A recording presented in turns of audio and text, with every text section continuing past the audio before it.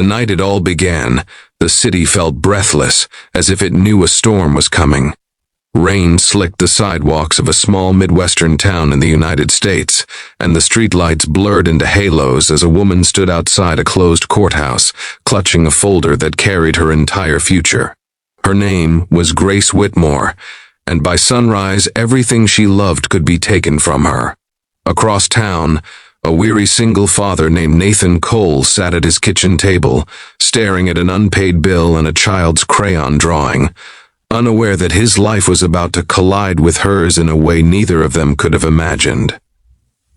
Before the story pulls you deeper, pause for just a second. If you believe in kindness, second chances, and the quiet miracles that change ordinary lives, please like this video. Share it with someone who needs hope, leave a comment, and subscribe to the channel. Stories like this only grow when hearts come together. Grace's problem was simple on paper and devastating in reality. Her late grandmother had left her the family home, a modest white house with a porch that had witnessed generations of prayers and promises, but the will carried a clause no one expected. The inheritance would only be finalized if Grace were married within a year of her grandmother's passing. The deadline arrived at dawn. Without a husband, the house would be transferred to distant relatives who had never stepped inside it, people who saw the place as property, not as a sanctuary. Grace had fought it in court, drained her savings on lawyers, and pleaded for an extension. The answer was final. She had one night left and no one to stand beside her. Nathan Cole's life had been shaped by loss in a different way. His wife had died suddenly years earlier, leaving him to raise their son Ethan alone.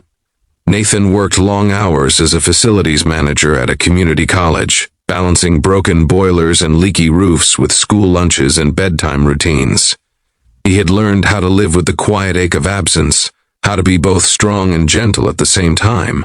Love felt like a chapter he had already closed, not because he didn't want it, but because survival had demanded everything else.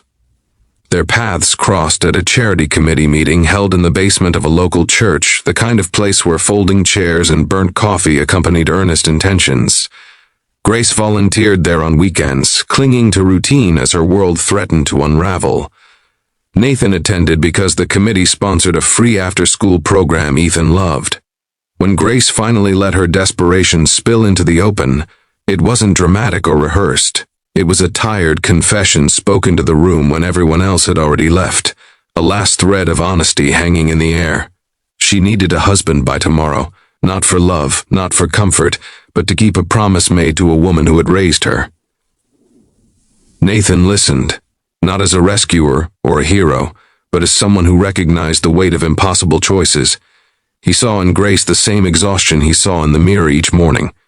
He didn't offer solutions, he didn't judge, he simply stayed, letting silence do what words could not. And when Grace finally gathered her papers to leave, convinced she had said too much to the wrong people, Nathan surprised himself by speaking. What followed was not a whirlwind romance or a reckless bargain. It was a careful, thoughtful decision made by two adults who understood responsibility. Nathan's reply was steady, shaped by his faith and his sense of duty. He proposed a legal marriage of purpose, one rooted in respect and transparency, with clear boundaries and an understanding that their lives would remain their own. It would be a shelter, not a prison. A promise to stand together when standing alone was no longer possible. The next morning arrived too quickly. The courthouse doors opened to a line of people clutching paperwork and nerves. Grace wore a simple dress borrowed from a friend, her hands trembling as she signed her name. Nathan stood beside her in a pressed shirt, thinking of Ethan and the example he wanted to set. When the papers were stamped, the sound echoed like a gavel striking fate itself. It was done. Grace kept the house. Nathan gained a wife he barely knew, and both of them stepped into a future that felt both fragile and strangely safe. Life didn't transform overnight. Grace moved into the house alone, choosing to keep routine steady while they figured out what came next. Nathan returned home to Ethan, explaining that changes sometimes come quietly and with good intentions. They shared meals once a week, talked about schedules and expectations, and learned each other's histories in pieces. There was no pretense, only patience. Over time, Grace began to help Ethan with homework, and Nathan found himself fixing the creaky steps on Grace's porch, small acts that stitched trust where fear had been. The real test came when the distant relatives contested the will, accusing Grace of manipulation and Nathan of fraud. Whispers traveled fast in a small town. Church friends grew cautious.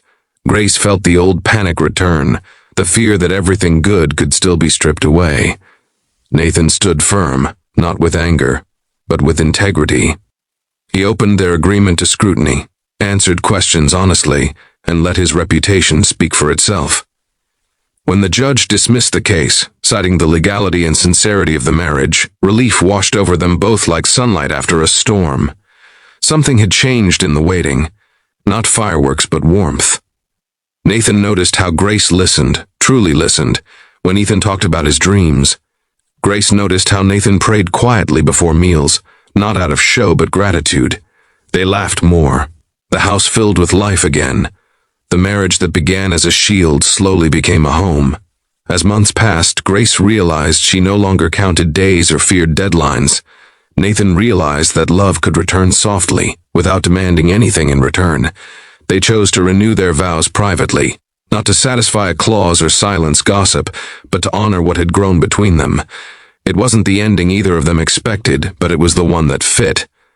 If this story has reached you in a tender place, if it reminds you that goodness can grow from the most unlikely beginnings, please take a moment now to like the video, share it, and subscribe. Your support helps stories of hope reach hearts that need them.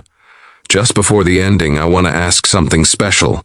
Please comment below with the word believe if this story reminded you that faith, kindness, and courage can still change lives. On a quiet evening, Nathan watched Grace water the flowers on the porch, Ethan laughing nearby, and understood that the reply he gave on that desperate night had changed everything. Not because it saved a house, but because it built a family. And in a world so often defined by loss, they had found something better than rescue. They had found each other.